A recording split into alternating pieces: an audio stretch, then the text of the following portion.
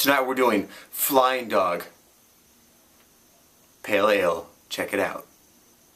Oh.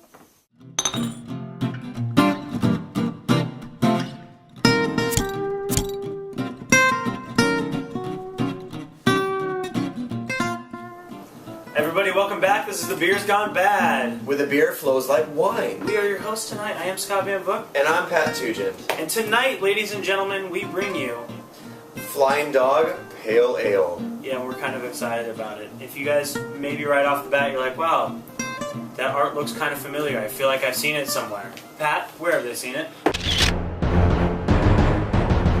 You've probably seen it anywhere from Hunter S. Thompson's works to George Stedman and beyond. We actually were just on the website of Flying Dog here. Let me pull this up. Flying Dog, the three main contributors to Flying Dog, or the inspiration, mind you, behind Flying Dog: George Stranahan, Hunter S. Thompson, and Ralph Steadman. Ralph Steadman, obviously responsible for the artwork. Hunter S. Thompson, friend of George Stranahan, the original founder of Flying Dog Brew Pub / Brewery. These guys are just cool. Like, their website's all about it. You know, they don't joke around, and they like beer. I'm going to jump in there right now. There's a little quote on the bottom of this bottle from Mr. Hunter S. Thompson. And if you guys don't know who Hunter S. Thompson is, go check out Fear and Loathing in Las Vegas. The movie is amazing. The book, The Rum Diaries, great. They're also making a movie out of that. Anyways, the quote on the bottom: "Good people drink good beer." Well said. It's a good freaking quote. It is a good quote. And a quote I agree with. You're a good person. And I drink good beer. That is a very honest opinion. And Pat, I couldn't help but notice that you're drinking a good beer. I must be a good person, so there you go. This guy, I bought this for $9.99 for a 6-pack. Not that bad, actually, I have to say. You know, ABV, we're coming in at 5.5. Yeah. IBU 35. It's a relatively. No, for those of us who don't know, Pat, what is the IBU rating? I have absolutely no idea. I was just reading off the bottom. I will look that up and get back to you. The inspiration for Flying Dog, this, according to their website, is one of their flagship beers that they do. Was that what is his name? What was the other guy's name? Dude, why don't you Google IBU right now? George Stranahan, the founder of Flying Dog, was in Pakistan after hiking through the Himalayas. They did K2. And I'm sorry, not Himalayas, yes, K2. Yeah. After hiking, they're drinking beers in Pakistani hotel, saw a picture of a flying dog on the wall, and inspired him to basically adopt that animal as his philosophy for life. So we're excited to see what this is, and let's get into it. Let's seize this opportunity, dude. Google IBU. I will when I get done, dude. We're running out of time. Oh, we're not running out of time. We're at the beginning of our time limit. Anyways, so this beer, I will do it right now though. This beer won first in the New York Times Best American Pale in the Country Award, 2010 Silver Award winner of the European Beer Star, and 1999 Silver Medal winner of the Great American Beer Festival for the Best English Style Pale Ale. But here's my question: is where does it fall with Beer's Gone Bad? We're going to find out here real soon. We are going to find out real soon. Pat, what are you going to give? Oh, here we go. It's the International Bittering Unit Scale, or simply IBU, provides a measurement of bitterness of a beer. Huh. On a scale of? I don't know. I didn't get that far. All right. Color 1 to 10. 1 Bud Light, 10 Rasputin. This guy's going to come in at about a 4 for me. 3.5. There you go. No head. Yeah, not a whole lot there. Lacing, a new term we picked up from JC. Not a whole lot of that either. Meaning the what? The actual head sticking to the glass as you swirl it? Yeah, exactly. You swirl it around and it's just climbing right back down there. It's not sticking around the glass. That's okay. This would be a similar beer to something like Epic that we tried, the Pale Ale. Yes. The English style Pale Ale. Let's get into this. We did get a lot of heat on that beer. You know what? We were judging it against other beers. I'm not going to go into it right now. We were judging it against the wrong category beers. It was like apples or oranges. And so we're giving Pale Ale another go. And Epic, if we ever find another beer in our country from you, I swear I will buy it and try it again.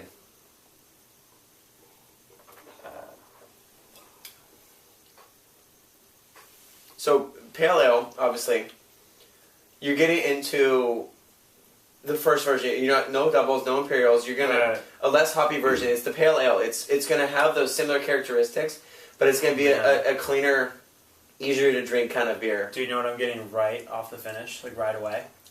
See if you can hang with this one. Popcorn? Iced tea. Like, let it finish. I'm getting iced tea, dude. Like, unsweetened tea. Dude, like sun tea? Like the kind that your mom puts on the porch and lets it cure in the sun? That's a good call, actually. Exactly, dude. It tastes like a beer and it finished like an iced tea. Talk about that for a second. Read in this bottle here. I'm just intrigued. Like, Ralph Steadman, his artwork has always really caught my eye. You can always tell what a Ralph Steadman art piece looks like because he's so unique.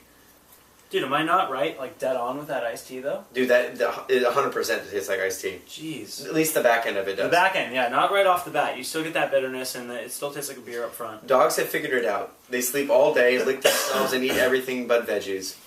Be like the more enlightened species in your household by sipping this classic pale ale with a perfect balance of smooth malt and crisp hops. Everyone likes to finish their day with a little doggy style. I'll go ahead and say this for the record. My sister's dogs eat vegetables. What? Your dogs eat vegetables? Yeah, Christy's dogs eat vegetables. Well, there you go, doggy. Molly right there. What are you thinking about this beer? I'm liking it, dude. I think it's very refreshing. It's very drinkable. And what though? I mean, like, what do you like about it? Do you like the fact that it's easy to drink? Do you like that? I mean, well, that's what I like about it. I was about to just say, like, the drinkability. Like, where do you see yourself drinking this beer? This for me is like a really light beer. It's really drinkable. It's something that you can have all the time. It's not like, okay, if I want to have one, I'm only gonna have a couple a night. You could pretty much drink this beer all night long. I'm gonna go ahead and say this: the fact that they don't come up front and tell me this is gonna be the hoppiest beer on the planet is kind of allowing me to understand this a little bit more and give it a better shot here. They don't even say anything but just pale ale in the front. It's not saying like I'm gonna blow your face off with hops or I'm gonna get in there and change your perception of a pale ale. They're just saying this is our pale ale. This is what we do. I hope you enjoy this English style pale ale.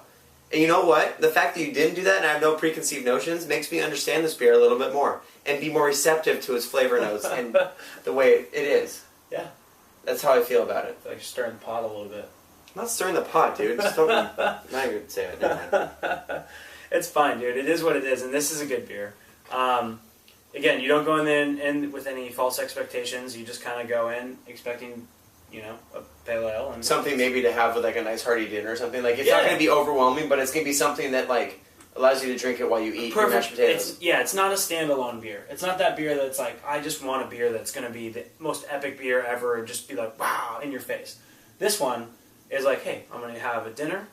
I'm going to have maybe some steak, maybe some potatoes, maybe, I don't know. It's got some good flavor. It's not overwhelming. It's not underwhelming. It's just there, And because of that, I'm going to give this a 5.5. Out of 10, I'm going to give it 5.5 because of this reason. Exactly what Scott said, basically. It's easy to drink. It's not a standalone beer. It's not bad by any means, but it's not amazing.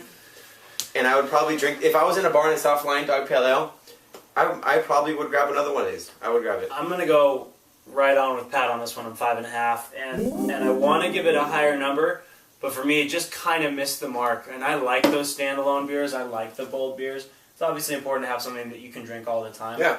But if you drink it all the time, it kind of takes away from it being like a special beer. And there's being something special about it. It's just like your everyday kind of beer. And for me, it just missed the mark. It was right there. Like, it was flirting with the ideas and flirting with the flavors, and it just kind of lacked the boldness that you might like in a beer. Something that was going to kind of kick me in the face and be like, yo, I'm a beer, I'm here. And that's how it happens. This is The Beer's Gone Bad, everyone. You've just walked yourself into a beer review from Flying Dog. This is Scott Van Voot. I'm Pat Tugin again. We like to say yes to different stuff, and tonight we said yes to Flying Dog. Yeah. And I'd probably say yes again. Yes. And I hope you say yes to The Beer's Gone Bad. Check us out on Twitter, Facebook, YouTube, Flickr. We're out there. You can find us. Thanks for checking in. And until next time. Drink craft beer and enjoy yourself, guys. We'll see you next time.